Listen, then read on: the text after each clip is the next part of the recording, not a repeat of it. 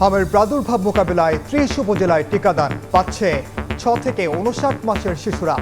অসুস্থদের সুরক্ষায় খাওয়ানো হচ্ছে ভিটামিন এ ক্যাপসুল। বাচ্চাদের হাম হয়তো হইতে পারে, এই জন্য আগে সতর্ক থাকা ভালো। সংবাদ পাচ্ছি মারা যাচ্ছে, এটা আসলে আমাদের মাদের মধ্যে একটা প্রচুর ভয় কাজ করতেছে। অনেক চিন্তায় ছিলাম, আজকে দেওয়ার পরে অনেক ফিল হচ্ছে। আজকে অনেক স্বস্তি বোধ করতেছি।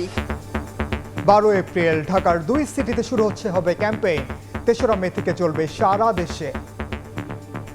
২০২০ ডিসেম্বরের পর থেকে বিগত সরকারগুলি এই টিকাদানটা কন্টিনিউ করে নাই। ১২ এপ্রিল থেকে আমরা ঢাকা দক্ষিণ এবং উত্তর সিটি কর্পোরেশন, তার সাথে ময়মনসিংহ এবং বরিশাল জেলাকে কভার করে দেব ইনশাল্লাহ। দেখছিলেন প্রধান শিরোনাম।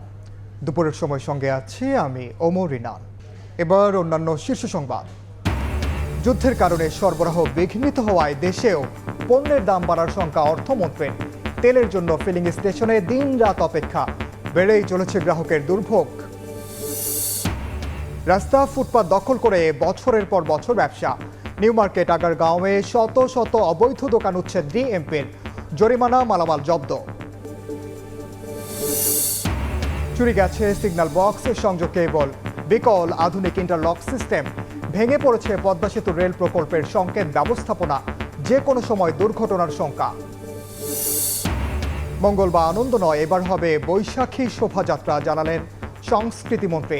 নতুন নামে সমস্যা হবে না, ইউনেস্কোর স্বীকৃতিতে বিভাজন ভুলে ঐক্যের ডাক। এবং হরমুজ প্রণালী খুলতে ট্রাম্পের আলটিমেটাম প্রত্যাখ্যান ইরানের। যুক্তরাষ্ট্রকে পাল্টা হুমকি। ইসরায়েলে তেহরানের হামলা, নিখোঁজ মার্কিন পাইলটকে উদ্ধারের দাবি।